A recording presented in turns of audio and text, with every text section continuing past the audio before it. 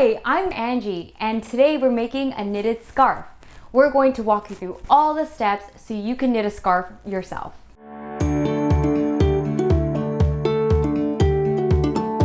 A scarf is a great project to start with because you'll learn all the basics. It can take about 10 hours to finish knitting the scarf, so it's not a short project, but it can be spread out over a couple of weeks. And now I'd like to introduce you to Jordan, a youth member who shares her love for knitting and how she used it as a service project. Take it away, Jordan.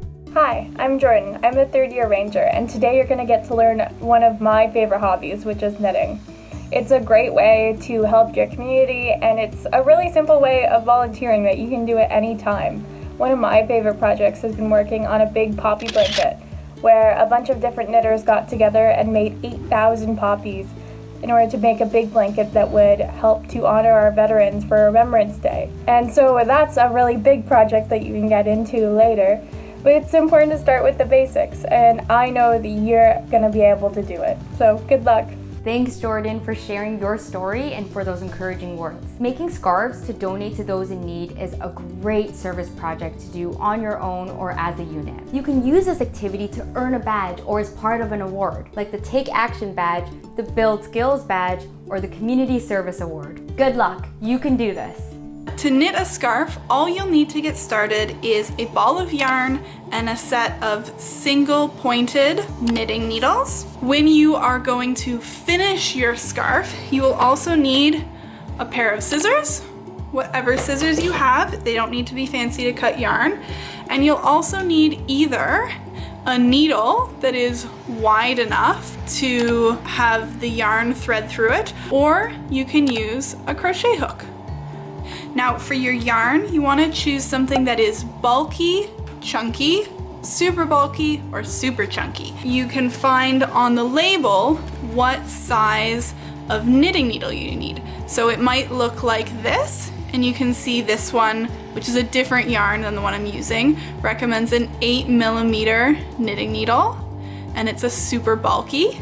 Now I'm using a 6.5mm knitting needle. That refers to just how wide around your knitting needle is, and it's okay if it's 0.5mm bigger or smaller than what's recommended for your yarn. You'll still be just fine. So we're gonna cast on. Casting on is the process of getting our yarn from our ball onto our first knitting needle to start. It can be a little bit tricky, and I will say I often have to do my cast on a couple of times before I'm happy starting my scarf.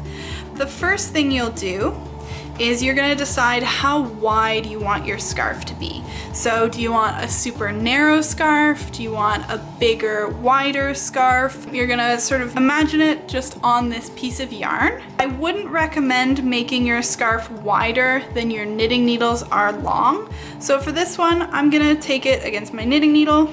I'm gonna say that's about wide enough. That's a nice wide scarf that'll be really warm and cozy on me. And then to start with, I'm going to just take triple that length or that width of yarn and measure that out. 1, 2, 3, and a little bit extra. You're just gonna put a nice, easy little slip knot. So fold the yarn over itself and pull a teeny tiny little bit through to make a slip knot. Now you know you've done your slip knot right because you can tighten and loosen it to make it bigger or smaller. Made a mistake?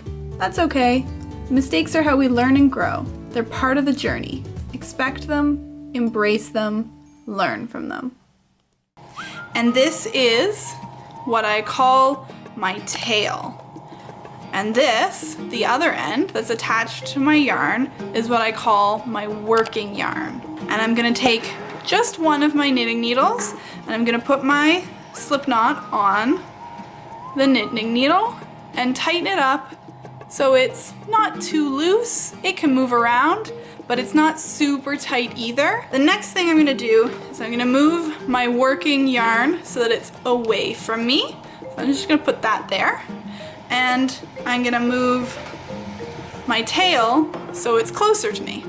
So I've got my working yarn on this side and my tail on this side. I'm going to hold it in my hand so that the working yarn is in between my first and second finger, and the tail is around my thumb like this, and this is still in between those two fingers. And then down at the bottom, I'm just very loosely holding both yarns at the bottom in the base.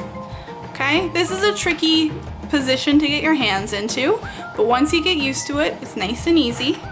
And all I'm gonna do is I'm gonna take my knitting needle, put it down to the nice fleshy part of my hand, and pull this one loop, just one of them, not both, up.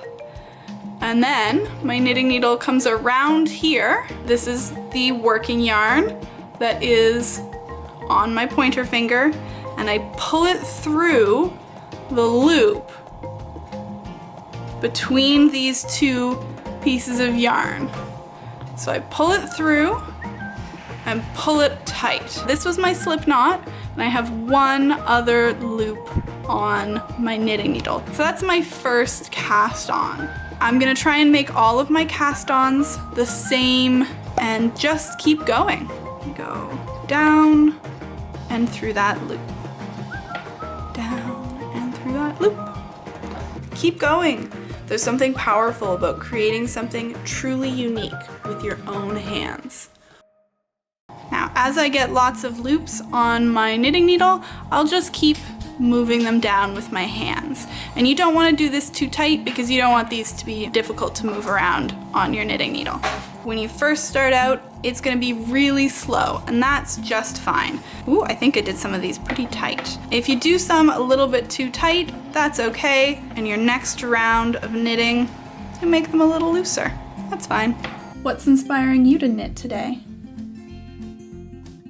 Once you have a nice wide section of your loops with a nice long section of knots down at the bottom, you can decide whenever you want, as wide as you want or as narrow as you want, that that's the width that your scarf is going to be.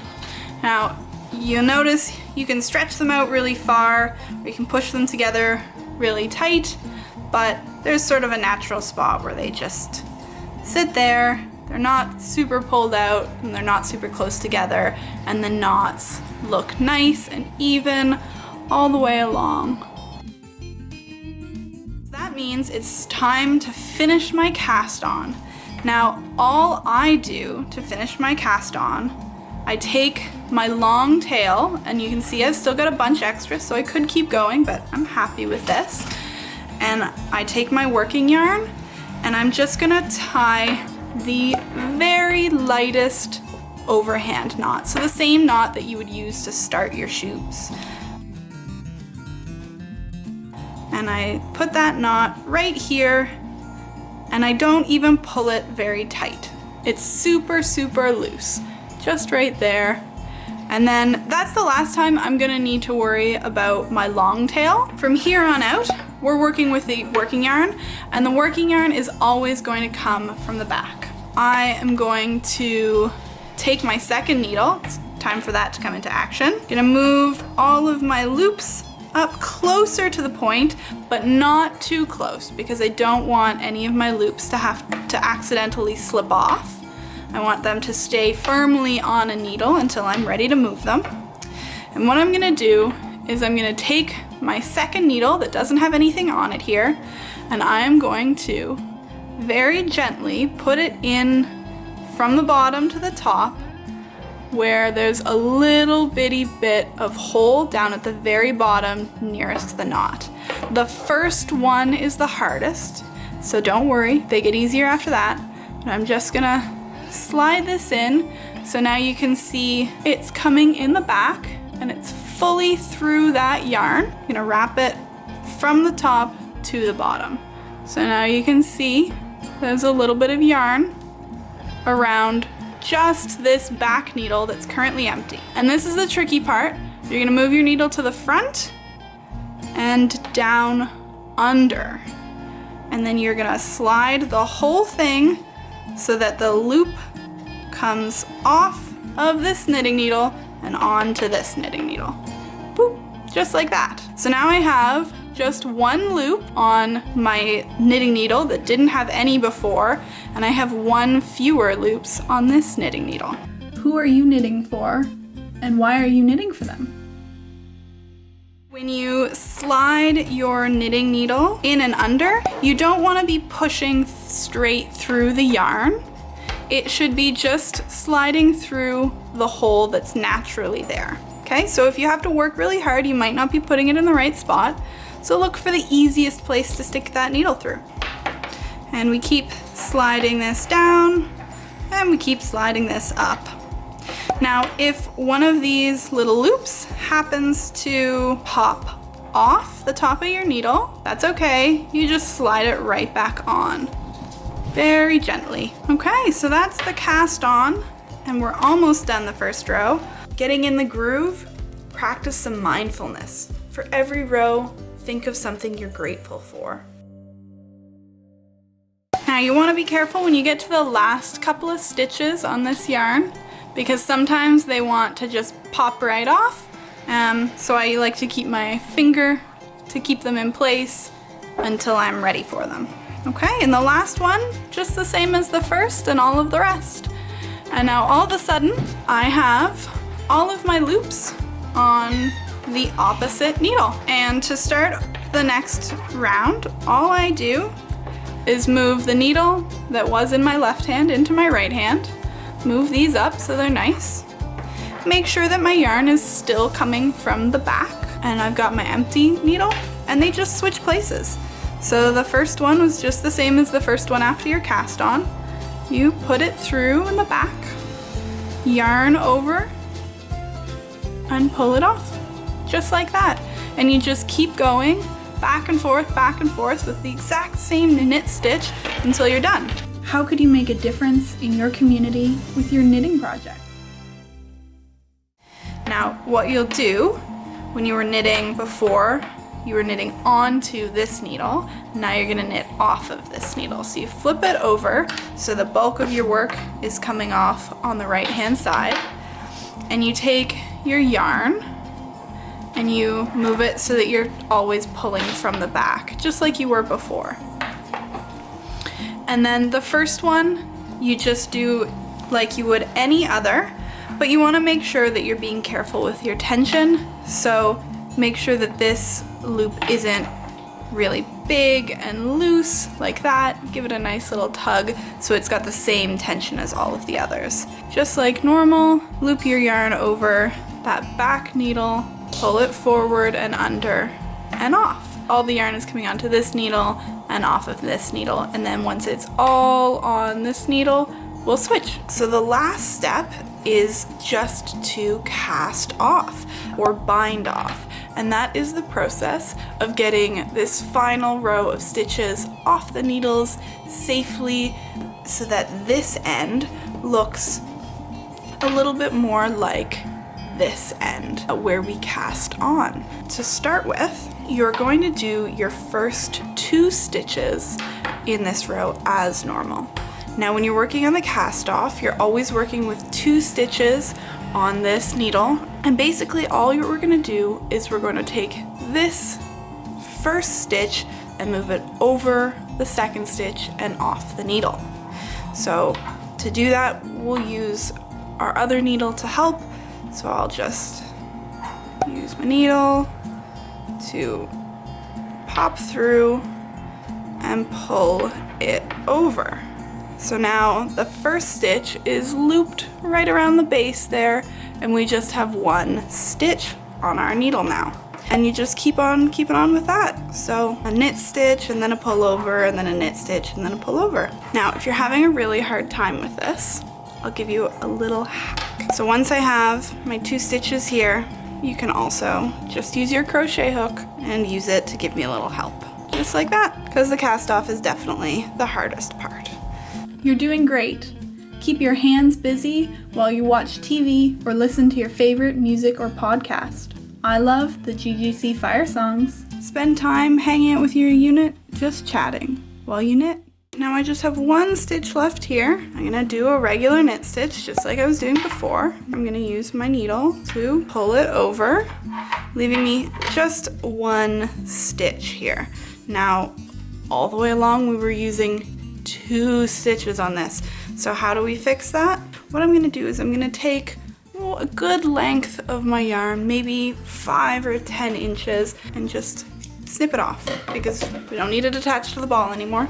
I'm going to just take that yarn, loop it around this needle like I would if I was doing a knit stitch on, around like that. I'm going to just pull it through on the needle.